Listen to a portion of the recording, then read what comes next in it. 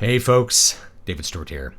Time for some more Storycraft, and today we're going to talk a little bit about writing for men versus writing for women and how those are different things. What kind of stories appeal to men mostly, what kind of stories appeal to women mostly, and how those two stories are different. Now, before I go any further, let me say that these are not hard lines. There's nothing to say that a woman can't enjoy your hard sci-fi novel, and there's nothing to say that a man can't enjoy a more romance-focused novel. And in fact, even though some of these genres may be more dominated by male readers or female readers, there's plenty of people from the opposite sex who are interested in those genres, write in them, read them, and enjoy them themselves. So these are not hard lines. These are just generalities for your use if you're wanting to target a demographic, or maybe appeal more to a little bit outside demographics. Say if it's a male-dominated readership, you'd like to appeal to some more females or have something in there that a female reader might enjoy more. This might be useful. So the common knowledge, or the common, wisdom, which is actually not true,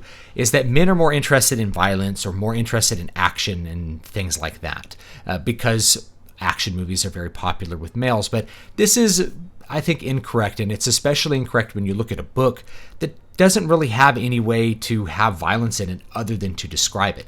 A book which has a bunch of violent descriptions in it with no meaning behind them is actually a really boring book. It's all about what's at stake with the action, what's at stake with the fight. So what men actually like is a book that has a complex plot or complex ideas. That tends to really attract male readers.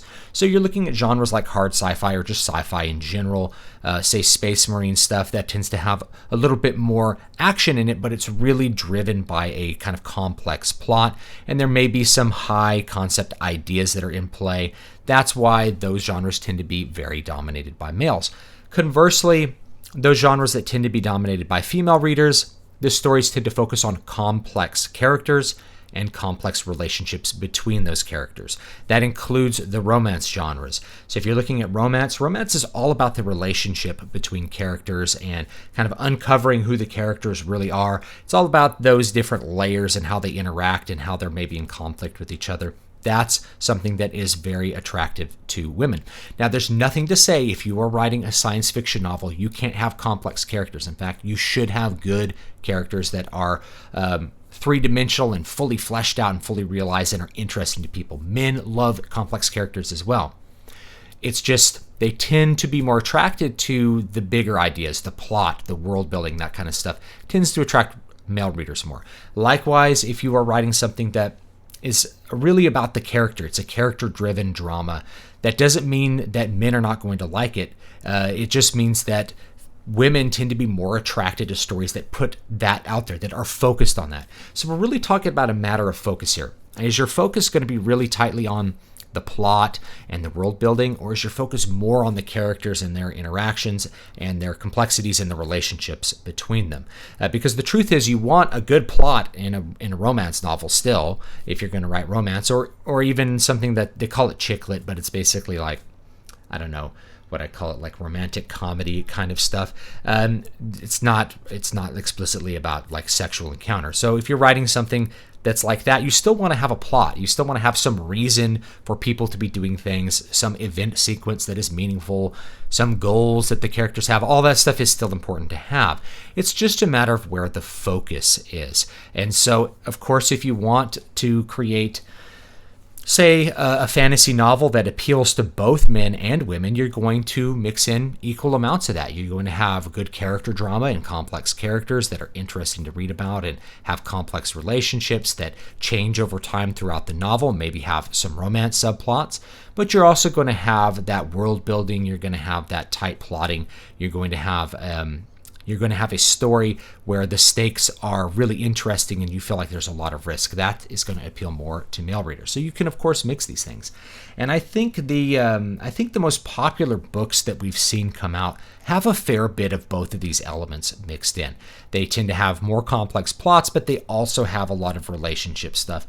And of course, if you're trying to do everything at once, you're going to end up with a book that does nothing well. So it's a matter of how much you want to focus on this. And this is why I go back to that A, B, C story, which is a primary plot, a secondary plot, and then a tertiary plot. So with an ABC story, your A plot is like whatever the main plot goal is. And your B story is usually a romance, okay?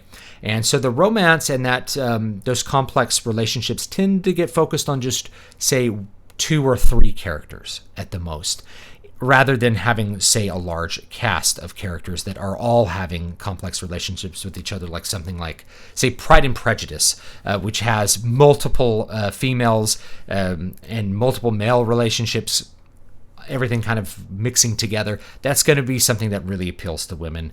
If you were going to make it sort of more pop focused, you would just kind of cut the amount of romances in half or a third, and that's the romance plot you'd have. You have a romance B plot, and then you have a main plot that really matters, like Mr. Darcy would be trying to steal money from a bank or something, right? Then you would have something that's really more set up to have that general appeal.